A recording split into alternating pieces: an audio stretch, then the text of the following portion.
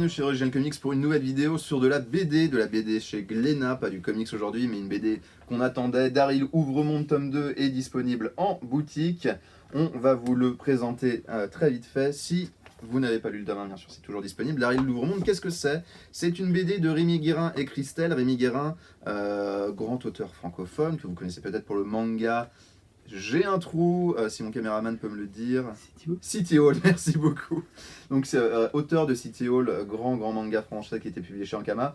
Et il avait, il y a quelques années, créé le roman, co-créé le roman, pas City Hall, Daryl Ouvremonde, un roman jeunesse sur des jeunes qui sont dans un monde normal, mais qui découvrent l'existence d'un monde magique où tout le monde a un pouvoir, et notamment où les journalistes sont rois. C'est les journalistes qui font la loi. C'est vraiment un truc super cool, super frais. Je vais vous montrer les images du tome 1 pour que vous voyez un peu à quoi ça ressemble. Alors, le tome 1, la BD se situe quelques années après la fin du livre, mais il n'y a pas besoin du tout de lire le livre pour comprendre en fait comment ça se passe, parce qu'il y a une chose qui est très bien faite, c'est qu'il y a une petite introduction où en fait une autrice va voir son éditrice nommée Olivia Jalabert. Est-ce que vous aurez la référence qui est Olivia Jalabert chez Glénat, et qui va en fait lui expliquer l'idée de son roman, son monde, les personnages, les intrigues. Donc vous avez déjà le contexte qui est mis en place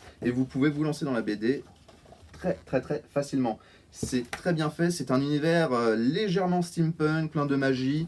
Certains diront que c'est un pastiche d'Harry Potter, pas du tout. Vraiment, ça s'éloigne très vite d'Harry Potter. On est vraiment sur quelque chose d'assez original qui n'a pas grand chose à voir. Quelques similitudes, mais c'est plutôt des similitudes dans le genre du fantastique et de la fantasy. C'est vraiment une série coup de poing. Les dessins, comme vous pouvez le voir, sont magnifiques. Donc là, le tome 2, bien sûr, se situe juste après les événements du tome 1, après l'attaque du golem dans la gare. Je vous en dirai pas plus si vous n'avez pas lu le tome 1. C'est la fin de la série, enfin c'est la fin du moins de cet arc. On ne sait pas s'il y aura un autre arc après, d'autres BD, mais en tout cas ces deux tomes font partie du même arc. Les deux sont à 16,90, c'est disponible chez Original Comics, c'est vraiment la sortie de cette semaine, on l'attendait, on est très content de l'avoir. C'est toujours aussi bien que le tome 1, on va pas se le cacher. C'est une petite pépite de BD fantasy, magique, tout ça. Si vous ne l'avez pas lu, c'est à découvrir bien sûr. Le lien est dans la description de la vidéo, la BD est à la boutique, on est là pour vous la conseiller si vous passez, on vous attend nombreux. Salut!